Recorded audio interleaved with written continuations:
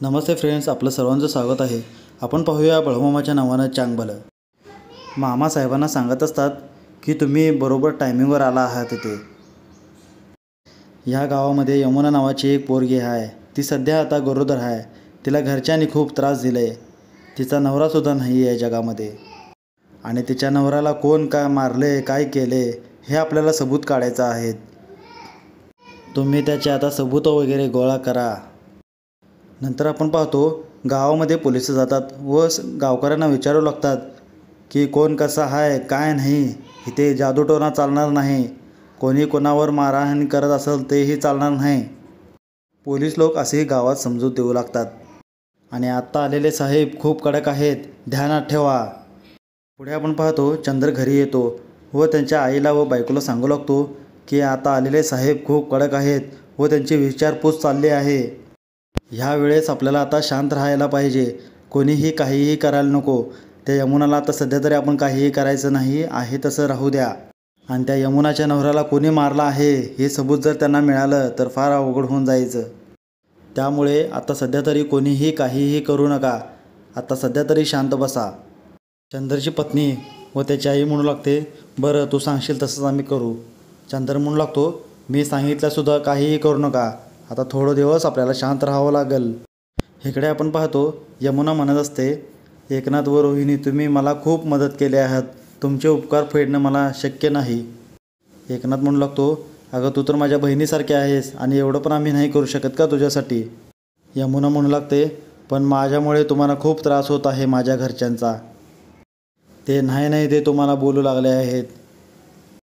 एकनाथ व रोहिणी म्हणते, ते काहीही असो पण आमचं काम आम्ही करणार। मामाने आता तुला पाहायला सांगितले म्हटल्यावर काहीतरी कारण असेलच की। पुढे आपण पाहतो एकनाथ पोलीस स्टेशनमध्ये जातो व यमुनाबद्दल जे घडलेलं सर्व सांगू लागतो। साहेब एकनाथला विचारतो, मग तू त्याला का ठेवून घेतला आहेस। एकनाथ सांगू लागतो, आता शेजारने आहे म्हटल्यावर मदत तरी करायला पाहिजेच की।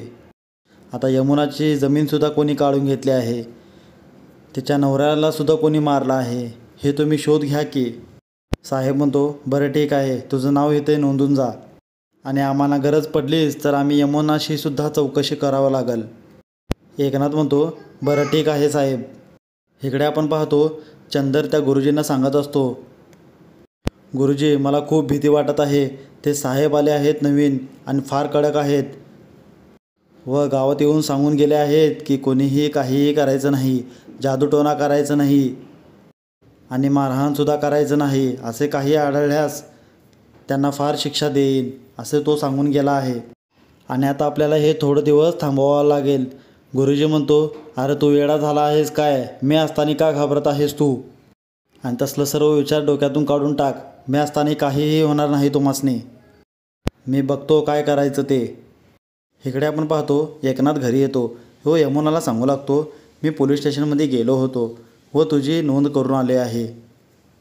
साहेब बोलले आहेत गरज पडलीच तर यमुनाशी आम्ही चौकशीसाठी येऊ। यमुना सांगू लागते, बरं ठीक आहे, मी जे काही असन ते सांगन। व ते बोलू लागतात, हे सर्व काही घडलेलं मामांना सांगावं लागेल। व एकनाथ रातच्यालाच तळावर निघू लागतो व तिथे तळावर पोचतो। मामा विचारतात, अरे इतका रातच्याला तळावर का आला आहेस, काय झालं।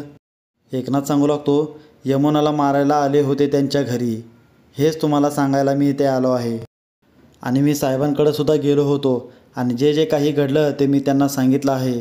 ते बोलले आहेत आम्ही तपासून काढू काय आहे, यमुनाच्या नवऱ्याला कोण मारला आहे।